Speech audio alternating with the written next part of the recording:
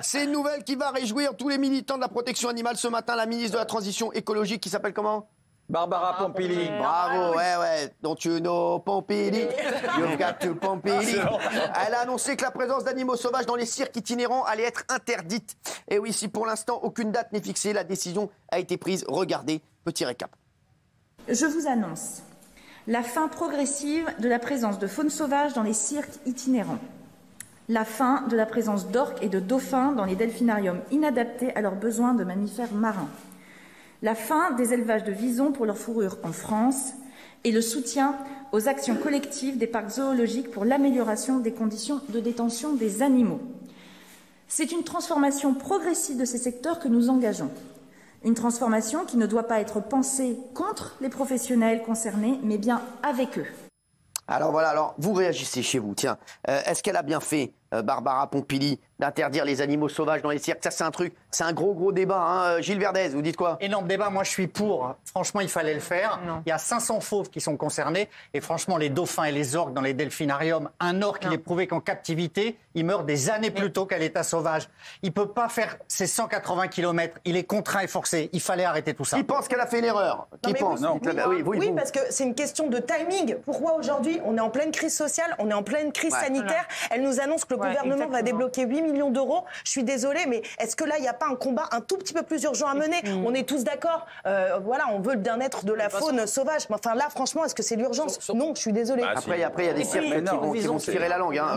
Ça, c'est vraiment c'est la tarte à la crème de dire que les animaux, c'est pas la priorité. On n'a pas dit qu'on s'occupait pas des êtres humains. On peut s'occuper des êtres humains et des animaux. Le cœur humain est assez grand pour avoir plusieurs causes en même temps. Excuse-moi, mais c'était urgent de s'occuper des animaux de cirque.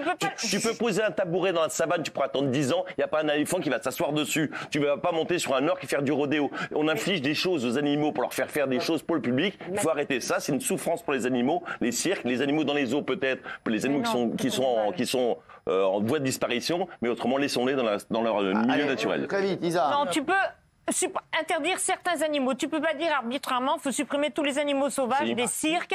D'autant que, mais non, c'est les animaux qui sont nés en captivité, ils n'ont connu que ça, ils ne sont pas malades. Il faut supprimer les gens qui les maltraitent. Mais tu peux pas dire arbitrairement, faut supprimer tous les animaux des cirques.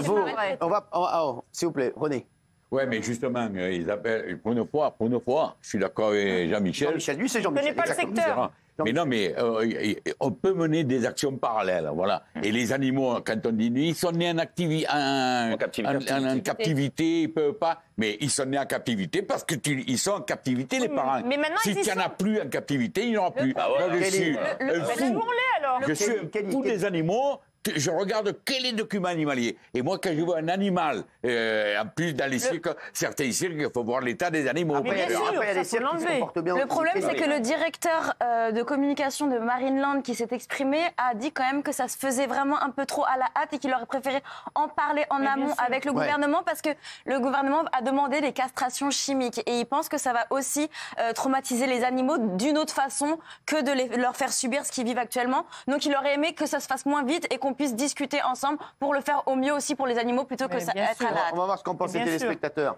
Regardez, oui à 77%, non à 23%, donc c'est un plébiscite. Victor